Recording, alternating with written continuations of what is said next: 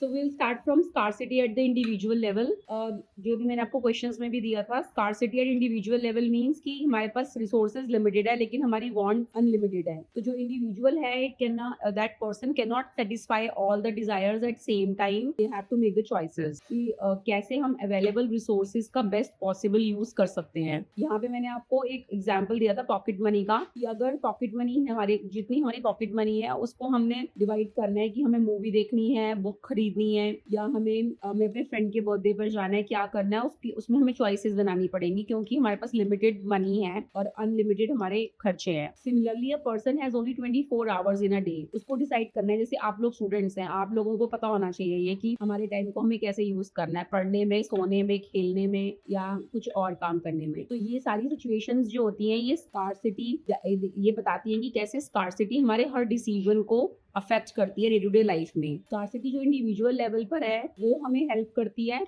कि हम अपने नीड्स को प्रायोरिटाइज करें। प्रायोरिटाइज मीन्स कि पहले क्या इंपॉर्टेंट है। जैसे अगर आपके पास पॉकेट मनी है 1000 रुपीज और आपको उसमें 3 चीजें करनी है, तो आप सोचोगे कि 3 में से पहले मैं क्या करूँ। तो that scarcity leads to prioritizing needs, choices, making choices and sacrificing some wants in order to satisfy more important ones. तो ये 3 चीजें स्कार्सिटी कॉज करती है इंडिविजुअल लेवल पे। Prioritizing needs, making choices and sacrificing some wants to satisfy more important ones। तो ये 3 चीजें scarcity करवाती है। और it highlights the practical importance of careful planning. साथ ही साथ ये इस पर भी फोकस करती है कि कैसे हमें केयरफुली प्लानिंग करनी है और वाइज यूज करना है अवेलेबल रिसोर्सेज का। स्कार्सिटी सोसाइटियल लेवल पर इससे मिलती जुलती है कि जो हमारी गवर्नमेंट है वो इतना ज्यादा गुड्स और सर्विसेज तो प्रोड्यूस नहीं कर सकती कि अनलिमिटेड डिजायर्स और अनलिमिटेड वांट्स को पूरा कर सके। तो प्रॉपर प्लानिंग करके पैसा खर्च करना पड़ता है कि इतना पैसा है, इसको प्लान करके हमें स्पेंड करना है so that everyone's need can be satisfied, but unlimited नहीं।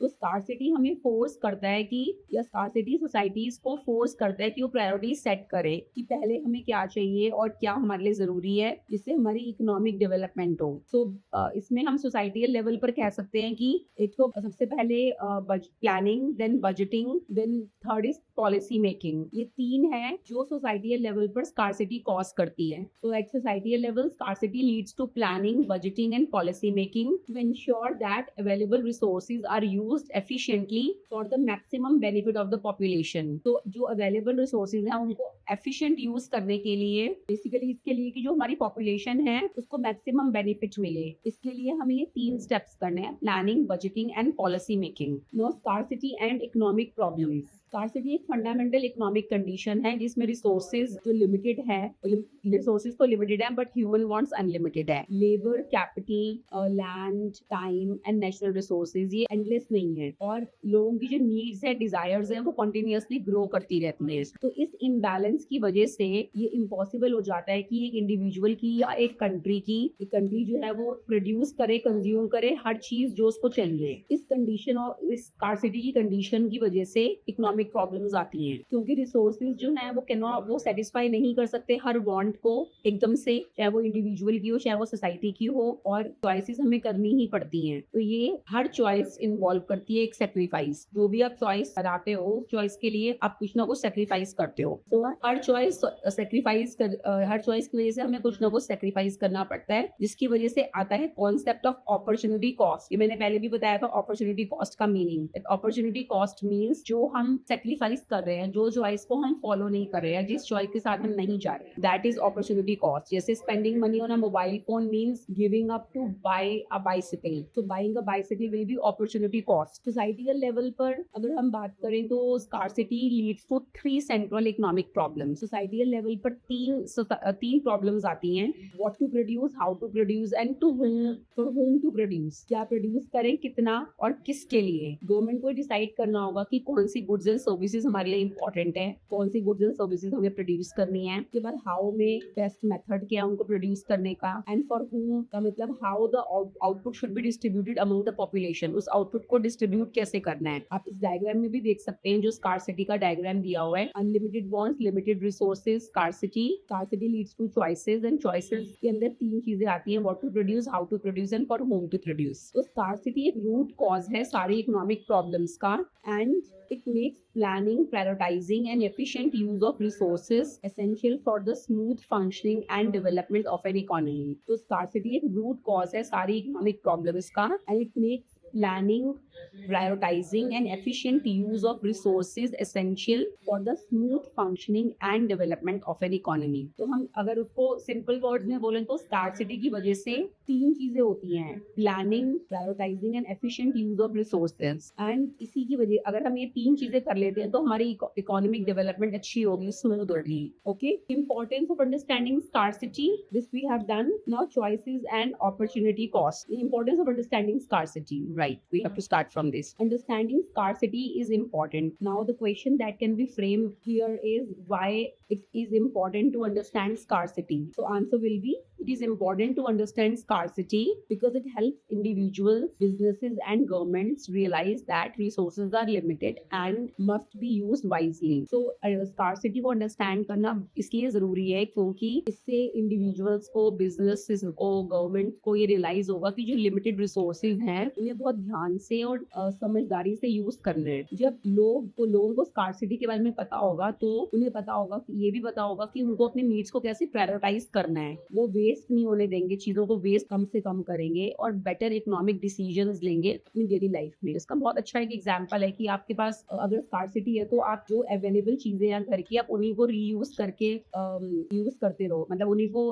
रीमेक करके, जैसे कि कुछ उसका कुछ बना दिया. Like for example you have some containers, ice cream mugs और आइसक्रीम टब्स, तो आपने उनमें कुछ प्लांट्स लगा दिए या उनको आपने पेन स्टैंड बना दिया कुछ डेकोरेट करके. तो जैसे एक छोटा सा एग्जांपल दे रही हूँ सो दैट हमारे एनवायरनमेंट में ज्यादा से ज्यादा प्लास्टिक ना जाए, हम उस प्लास्टिक को अपने घर के अंदर ही किसी तरह से रीयूज कर लें. तो इस this is called making best use of the available resources and not doing the wastage. तो एट इंडिविजुअल लेवल नॉलेज, और पहले जमाने में चीजें ज्यादा होती थी, अब तो बिल्कुल नहीं होती. कोई चीज अच्छी नहीं लगती हम फेंक देते हैं, लेकिन पहले ऐसा होता था कि कोई कपड़ा भी आपका वेस्ट हो रहा है जो आप नहीं पहन रहे, कोई कपड़ा, तो उसका मे बी कोई कुशन कवर बना दिया या कुछ और बना दिया, तो उसी को रीयूज कर लेते थे कपड़े को जो आपको पहनना नहीं है. तो लेकिन अभी हम उन्हें फेंक देते हैं और वो फिर हमारे लैंडफिल्स में चले जाते हैं और वो हमारे वो मतलब ना तो किसी के काम आ रहे हैं और वो लैंडफिल्स में ढेर बना रहे हैं. जो सोसाइटियल लेवल पर it helps government in policy making, resource allocation and development planning. So that तो हम ये कह सकते हैं कि इंडिविजुअल लेवल पर जो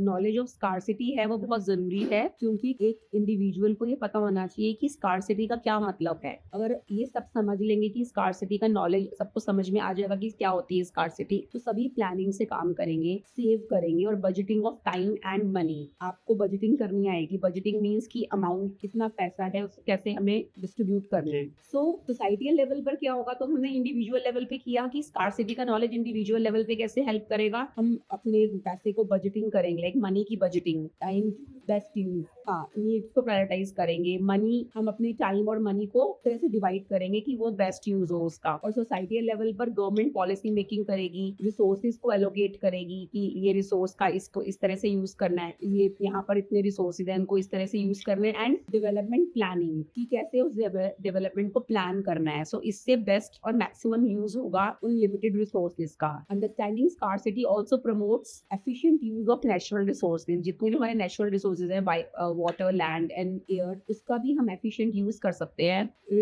इससे ओवर कंजम्पशन भी रिड्यूस होगी और सस्टेनेबल डेवलपमेंट भी होगी for future generation. Sustainable development I have already discussed with you in social science chapter, that sustainable development means that making best use of resources for the present development and also thinking about the needs of the future. इस तरह से जो awareness है scarcity की, वो एक foundation बनाएगी responsible economic behaviour का और बैलेंस्ड ग्रोथ का, कि ग्रोथ बैलेंस तरीके से हो और इकोनॉमिक बिहेवियर जो है वो रिस्पॉन्सिबल इकोनॉमिक बिहेवियर है. Choice and opportunity cost, because resources are scarce and human wants are unlimited, individuals and societies must make choices.